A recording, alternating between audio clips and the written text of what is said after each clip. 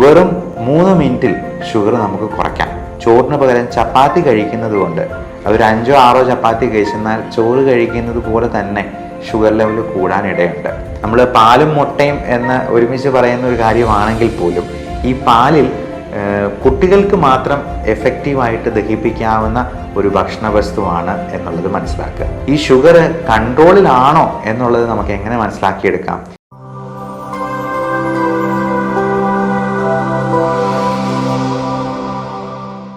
Hello everyone, ഞാൻ doctor Bipin Jose, specialist in pulmonology, diabetology and critical care.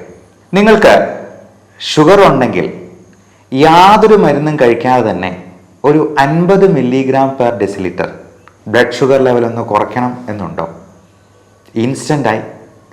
പലപ്പോഴും sugar രോഗികളിൽ പിറ്റേ ദിവസം എന്തെങ്കിലും സർജറി ചെയ്യേണ്ടവർക്ക് കാട്രാക്റ്റിൻ്റെ സർജറിയോ അല്ലെങ്കിൽ ബോൺ റിലേറ്റഡ് ആയിട്ടുള്ള എന്തെങ്കിലും പ്രോബ്ലംസിനുള്ള സർജറിയോ ഒക്കെ ചെയ്യേണ്ടപ്പോൾ എത്ര ഇൻസുലിൻ കൂട്ടിക്കൊടുത്തെന്നാലും, എത്ര ഭക്ഷണം കുറച്ച് കഴിച്ചെന്നാലും, എത്ര മരുന്നുകൾ അഡീഷണൽ ആയിട്ട് ആഡ് ചെയ്തെന്നാലും ഈ ബി പിയും ഷുഗറും ഒന്നും കുറഞ്ഞു വരാതിരിക്കും. അങ്ങനെയുള്ളവർക്ക് അങ്ങനെ മാത്രം ഷുഗർ ഒന്ന് കുറയ്ക്കാനായിട്ട് ഒരു പ്രത്യേക തരം എക്സസൈസും ഡയറ്റുമാണ് ഞാനിന്ന് നിർദ്ദേശിക്കുന്നത്. വെറും 3 മിനിറ്റിൽ ഷുഗർ നമുക്ക് കുറയ്ക്കാം. പക്ഷേ ഇത് ഡോക്ടർമാരെ പറ്റിക്കാൻ വേണ്ടി ഫാസ്റ്റിംഗ് ബ്ലഡ് ഷുഗർ ഒന്ന് കുറച്ച് കാണിക്കാൻ വേണ്ടി മാത്രമാകരുത് കേട്ടോ. അതിനാൽ എല്ലാ ദിവസവും നമുക്ക് പ്രാക്ടീസ് ചെയ്തെന്നാൽ നമ്മുടെ ഡയബറ്റീസ് അത്ര കണ്ട് കൺട്രോളിലാക്കാനായിട്ട് നമുക്ക് സാധിച്ചേക്കും. ഇതിന് വേണ്ട വ്യായാമത്തിൻ്റെ ഒരു പേരാണ് HIIT അഥവാ ഹൈ ഇൻറ്റൻസിറ്റി ഇൻ്റർവൽ ട്രെയിനിങ് എന്ന് പറയുന്ന ഒന്ന്. രണ്ടാമത് ഇതിൻ്റെ ഡയറ്റാണ്. ഇതിന് കഴിക്കേണ്ട പ്രത്യേക തരത്തിലുള്ള കുറച്ച് ഭക്ഷണ കാര്യങ്ങൾ. ഇത് രണ്ടും നമുക്ക് ഇന്നൊന്ന് ഡിസ്കസ് ചെയ്യാം. ഈ HIIT എന്ന് പറയുന്നത് ഹൈ ഇൻറ്റൻസിറ്റി ഇൻ്റർവൽ ട്രെയിനിങ് എന്ന് പറയുന്ന സംഗതിയിൽ നമ്മൾ ഉൾക്കൊള്ളിച്ചിരിക്കുന്നത് ഒരു 30 സെക്കൻഡ് നേരത്തേക്ക് നമ്മുടെ ഹാർട്ട് റേറ്റ് ഒരു 140 എങ്കിലും വരെ ഉയരുന്ന രീതിയിൽ നല്ല ഇൻറ്റൻസിറ്റിയിലുള്ള ഒരു വർക്കൗട്ടാണ്. 30 സെക്കൻഡ് എന്ന് പറയുന്നത് അര മിനിറ്റേ ഉള്ളൂ എന്നുള്ളത് നമുക്ക് പ്രത്യേകം ഓർക്കാം. ഈ 30 സെക്കൻഡ് നേരത്തേക്ക് നല്ല ഇൻറ്റൻസിറ്റിയിലുള്ള എക്സസൈസ്, അത് ഒരു സ്കിപ്പിംഗ് ആകാം, അല്ലെങ്കിൽ നല്ല സ്പീഡിലൊന്ന് ഓടുന്നതാകാം, അതല്ലെന്നുണ്ടെങ്കിൽ ഒരു 20 പുഷപ്പ് എടുക്കുന്നതാകാം, അല്ലെങ്കിൽ 20 സ്ക്വാറ്റ്സ് വിത്ത് ജമ്പിങ് അപ്സ് ഇതാകാം. ഇങ്ങനെ എന്തെങ്കിലും ഒരു എക്സസൈസ് വഴി നമ്മുടെ ഹൃദയത്തിൻ്റെ താളക്രമം നല്ല രീതിയിൽ കൂട്ടി ഒന്ന് ട്രെയിൻ ചെയ്ത് നോക്കൂ. അതിനുശേഷം ഒരു 10 മിനിറ്റ് കഴിഞ്ഞ് നമ്മുടെ ഷുഗർ ലെവൽ ഒന്ന് നോക്കിയെന്നാൽ ഉറപ്പായിട്ടും ഒരു 50 മില്ലിഗ്രാംസ് പെർ ഡെസിലിറ്റർ എങ്കിലും കുറഞ്ഞിരിക്കും. അതായത് ഒരു 200 ഷുഗർ ലെവൽ ഉള്ളവർക്ക് ഒരു 150 ആക്കാൻ പറ്റും എന്ന സാരം. അപ്പം നമുക്ക് ഈ സർജറിക്ക് മുൻപായിട്ട്, നമുക്ക് ഓപ്പറേഷന് മുൻപായിട്ട് ഷുഗർ ലെവൽ ഒന്ന് നോർമൽ ആക്കിയെടുക്കാൻ ഒരു വിധത്തിലും സാധിക്കുന്നില്ല എന്നുണ്ടെങ്കിൽ, പ്രത്യേകിച്ചും കാട്രാക്ട് സർജറി പോലുള്ള കാര്യങ്ങളിൽ നമുക്ക് ഈ രീതി ഒന്ന് ഉപയോഗിക്കാവുന്നതാണ്. കാര്യം ഒന്ന് സ്ക്വാറ്റ്സ് എന്ന് പറയുന്ന സിറ്റപ്സ് ചെയ്യാനായിട്ട് പലപ്പോഴും വലിയ പ്രശ്നമൊന്നും ഉണ്ടായിരിക്കത്തില്ല. ഓൾഡ് ഏജിലാണെങ്കിലും നമുക്കത് എഫക്റ്റീവായിട്ട് ചെയ്യാൻ കഴിയുന്നതാണ്. അതോടൊപ്പം ഇതിന് ഉപയോഗിക്കേണ്ട ഒരു ഭക്ഷണക്രമത്തെക്കുറിച്ചും കൂടി നമുക്കിന്ന് ഡിസ്കസ് ചെയ്യാം. നമ്മുടെ ഷുഗർ കൺട്രോൾ ചെയ്യാനായിട്ട് നമ്മൾ തന്നെ ശ്രമിക്കണം എന്നുള്ളതാണ് ഇതിനകത്ത് ഏറ്റവും പ്രധാനമായിട്ടും ഉള്ള സംഗതി. അതിന് ഒരു ഡോക്ടർ എത്രയധികം ഉപദേശങ്ങൾ പറഞ്ഞെന്നാലും എത്രയധികം മരുന്നുകൾ കൊടുത്തെന്നാലും സാധിക്കുകയില്ല. അതുകൊണ്ട് തന്നെ ഷുഗർ 99% കൺട്രോൾ ചെയ്യാനായിട്ടുള്ള ഒരു വഴിയും കൂടി ഞാൻ ഇതിൻ്റെ കൂടെ പറഞ്ഞു കൊള്ളട്ടെ. അതിന് നമ്മൾ ഇംഗ്ലീഷിലൊരു പേര് വിളിക്കും self monitoring of blood glucose എന്ന്. അതായത് നമ്മുടെ ബ്ലഡ് ഷുഗർ ലെവല് നമ്മൾ തന്നെ ഒരു ഗ്ലൂക്കോമീറ്റർ വെച്ച് നോക്കി എഴുതി വയ്ക്കുന്ന ഒരു രീതി. അതൊരു ഡയറിയിൽ തന്നെ ഒന്ന് എഴുതി വയ്ക്കുന്നത് നന്നായിരിക്കും. ഡേറ്റും ടൈമും ഷുഗർ ലെവലും ഒരു വരിയായിട്ട് തന്നെ കോളം വരച്ചൊന്ന് എഴുതി സൂക്ഷിക്കുക. അത് രാവിലെ ഫാസ്റ്റിങ്ങിലുള്ള ബ്ലഡ് ഷുഗർ നോക്കാം. PPBS, അതായത് ഭക്ഷണത്തിന് ശേഷം 2 മണിക്കൂർ കഴിഞ്ഞിട്ടുള്ള ഒരു ബ്ലഡ് ഷുഗർ ലെവല്. അതോടൊപ്പം 8 മണിക്കൂർ കഴിഞ്ഞിട്ട് 2 തവണയായിട്ടും കൂടി ഒന്ന് നോക്കുക. 3-4 ദിവസം നോക്കുമ്പോൾ തന്നെ നമുക്കിതിൻ്റെ ഫ്ലക്ച്വേഷൻ കൃത്യമായിട്ട് മനസ്സിലാക്കാനായിട്ട് സാധിക്കും. അപ്പോൾ അത് ഭക്ഷണത്തിൽ മാറ്റം വരുത്തിയും എക്സസൈസ് കൂട്ടിയും നമുക്ക് ആ ഷുഗർ ലെവൽ നോർമലൈസ് ചെയ്യാനായിട്ട് കഴിഞ്ഞേക്കും. അതിന് പറ്റിയില്ല എന്നുണ്ടെങ്കിൽ തീർച്ചയായിട്ടും നമുക്ക് മരുന്നുകൾ കഴിച്ചുകൊണ്ട് തന്നെ അത് നിയന്ത്രണത്തിൽ കൊണ്ടുവരാനായിട്ട് പ്രത്യേകം ശ്രദ്ധിക്കണം. ഇനി ഇതിന് കഴിക്കേണ്ട ഭക്ഷണക്രമത്തെ പറ്റിയും പറയണമല്ലോ.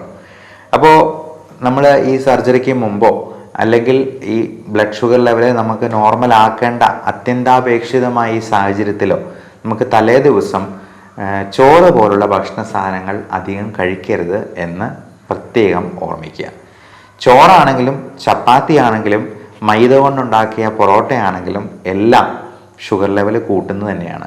ചോറിന് പകരം ചപ്പാത്തി കഴിക്കുന്നത് കൊണ്ട് അതൊരു 5 or 6 ചപ്പാത്തി കഴിച്ചെന്നാൽ ചോറ് കഴിക്കുന്നത് പോലെ തന്നെ ഷുഗർ ലെവൽ കൂടാനിടയുണ്ട്. നല്ല തവിടോട് കൂടിയ കാർബോഹൈഡ്രേറ്റ്സ് എന്തെങ്കിലും കഴിക്കുന്നതാണ് ഷുഗർ രോഗികൾക്ക് ഏറ്റവും നല്ലത്. ഈ പറഞ്ഞതുപോലെ സർജറിക്ക് തൊട്ട് തലേ ദിവസം നമ്മൾ കാർബോഹൈഡ്രേറ്റ്സ് ഒന്നും അടങ്ങിയത് അധികം കഴിക്കരുത് എന്ന് പ്രത്യേകം മനസ്സിലാക്കുക. പകരം നമുക്ക് നല്ല പ്രോട്ടീൻ റിച്ച് ആയിട്ടുള്ള ഒരു മുട്ടയുടെ ഓംലെറ്റോ 1 or 2 എഗ്ഗ് കഴിക്കുന്നത് കൊണ്ടും അതിന് കുഴപ്പമില്ല.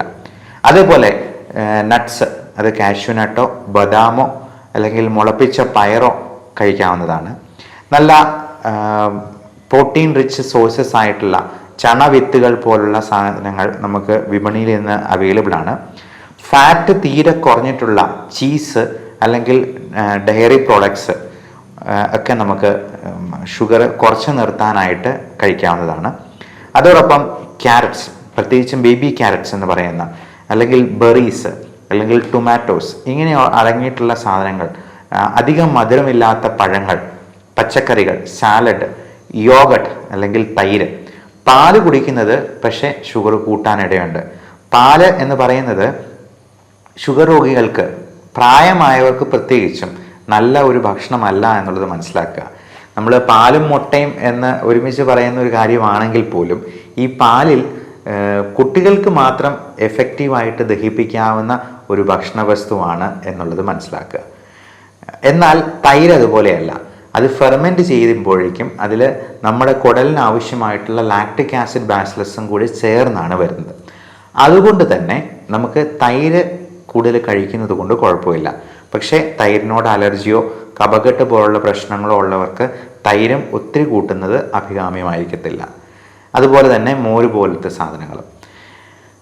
അപ്പോൾ കഴിക്കാവുന്ന ഭക്ഷണങ്ങൾ എന്തൊക്കെയാണ് എന്നുള്ളത് നോക്കി സർജറി പോലുള്ള വളരെ അത്യന്താപേക്ഷിതമായിട്ടുള്ള കാര്യങ്ങളിൽ നമുക്ക് ഷുഗർ ലെവൽ കുറച്ച് നിർത്താനായിട്ടാണ് ഞാൻ ഈ പറഞ്ഞ രീതി അവലംബിക്കാവുന്നത്. നമുക്ക് ഇത് ഡെയിലി ഇങ്ങനെ തന്നെ അത്താഴത്തിന് നമ്മൾ കാർബോഹൈഡ്രേറ്റ്സ് പൂർണ്ണമായിട്ടും ഒഴിവാക്കിക്കൊണ്ട് സാലഡ് മാത്രം കഴിച്ചുകൊണ്ട് ഈ രീതി പിന്തുടർന്ന് നമ്മുടെ ഷുഗറിനെ വരുതിയിലാക്കാനും കഴിയും. ഈ ഷുഗർ കൺട്രോളിലാണോ എന്നുള്ളത് നമുക്ക് എങ്ങനെ മനസ്സിലാക്കിയെടുക്കാം? ഞാൻ ഈ പറഞ്ഞ രീതിയൊക്കെ പരീക്ഷിച്ചിട്ട് നിങ്ങളെ ചികിത്സിക്കുന്ന ഡോക്ടറെ പറ്റിക്കാം എന്നങ്ങ് ധരിച്ചു കളയരുത്.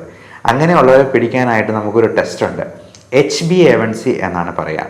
അത് 3 മാസത്തെ ആവറേജ് ഷുഗർ ലെവലാണ് നമുക്ക് കാണിച്ചു തരുന്നത്. ഈ HbA1c പ്രമേഹമില്ലാത്ത ഒരു വ്യക്തിക്ക് 5.7 താഴെയായിരിക്കും. പ്രമേഹമുണ്ട് എന്നാൽ നല്ല കൺട്രോളിലാണെങ്കിൽ മാക്സിമം ഒരു 7-7.5 വരെ ഈ HbA1c ഉണ്ടാകത്തുള്ളൂ. 7.5ക്ക് മുകളിലാണെങ്കിൽ കഴിഞ്ഞ 3 മാസത്തെ ആവറേജ് ഷുഗർ ലെവല് ഒരു 200-250 മുകളിലാണ് എന്നുള്ളത് ഡോക്ടർക്ക് കണക്ക് കൂട്ടാനായിട്ട് സാധിക്കും. അതുകൊണ്ട് അന്നത്തെ ദിവസത്തെ ഫാസ്റ്റിംഗ് ബ്ലഡ് ഷുഗർ മാത്രം കുറച്ച് കാണിച്ചത് കൊണ്ട് യാതൊരു പ്രയോജനവുമില്ല എന്ന് പ്രത്യേകം ഓർമ്മിപ്പിക്കുന്നു. അപ്പോൾ അങ്ങനെ HbA1c ഒത്തിരി കൂടുതലാണെങ്കിൽ നമുക്ക് ലൈഫ് സ്റ്റൈൽ മോഡിഫിക്കേഷൻ മാത്രം പോരാതെ വരും.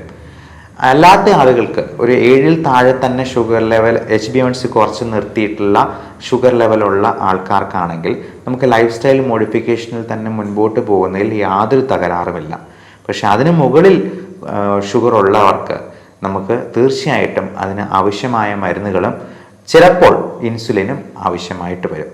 ഈ ഇൻസുലിൻ ഒരുപാട് ദൂഷ്യവശങ്ങളുള്ളതല്ലേ എന്നുള്ള ചോദ്യം ചോദിക്കുന്നവർക്ക് അഡ്വാൻസ് ആയിട്ട് പറഞ്ഞുകൊള്ളട്ടെ, ഇൻസുലിൻ എന്ന് പറയുന്നത് നമ്മുടെ ശരീരത്തിൽ നോർമലി ഉൽപ്പാദിപ്പിക്കുന്ന ഒരു ഹോർമോണാണ്. അത് കുറഞ്ഞു പോകുന്നത് കൊണ്ടോ അല്ലെങ്കിൽ അതിനെ നമ്മുടെ സെൽസിനെ എഫക്റ്റീവായിട്ട് യൂട്ടിലൈസ് ചെയ്യാൻ പറ്റാതെ വരുന്നത് കൊണ്ടാണ് നമുക്ക് ഷുഗർ കൂടുന്നതും ഡയബറ്റീസ് എന്ന് പറയുന്ന അവസ്ഥാവിശേഷം ഉണ്ടാകുന്നത്. അപ്പോൾ ഇൻസുലിൻ പുറമേ നിന്ന് സപ്ലിമെൻ്റ് ചെയ്യുന്നതിന് യാതൊരു തകരാറുമില്ല. അത് കൃത്യമായിട്ട് എടുക്കേണ്ടവരിൽ എടുക്കുക തന്നെ വേണം എന്നുള്ളതും പ്രത്യേകം മനസ്സിലാക്കുക. അപ്പോൾ ഈ ഇൻഫർമേഷൻ നിങ്ങൾക്ക് ഉപകാരപ്രദമെന്ന് തോന്നുന്നെങ്കിൽ പ്രമേഹ രോഗികളായിട്ടുള്ള നിങ്ങളുടെ ബന്ധുക്കൾക്ക് അയച്ചു കൊടുക്കുക, ഷെയർ ചെയ്യുക. പ്രായമായ നിങ്ങളുടെ പേരൻസിന് 2 പേർക്കും ഡയബറ്റീസ് ഉണ്ടെങ്കിൽ മക്കൾക്കും ഡയബറ്റീസ് വരാനുള്ള സാധ്യത 80% എന്നുള്ളതും പ്രത്യേകം മനസ്സിലാക്കുക. അതുകൊണ്ട് ഈ രീതി നിങ്ങൾക്ക് ഇപ്പോൾ തന്നെ തുടങ്ങാവുന്നതാണ്. പലപ്പോഴും മണിക്കൂറുകളോളം ജിമ്മിൽ ചെലവഴിക്കാനായിട്ട് നമുക്ക് പറ്റിയെന്ന് വരത്തില്ല.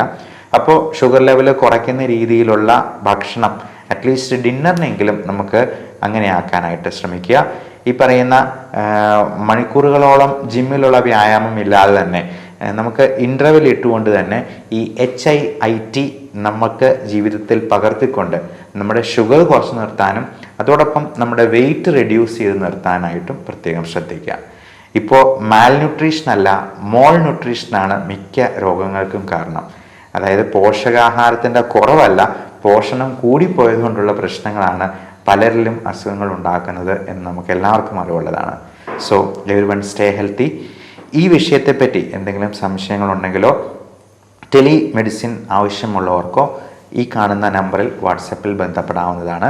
9567710073 എന്ന നമ്പർ നോട്ട് ചെയ്ത് വയ്ക്കാവുന്നതാണ്. Thank you.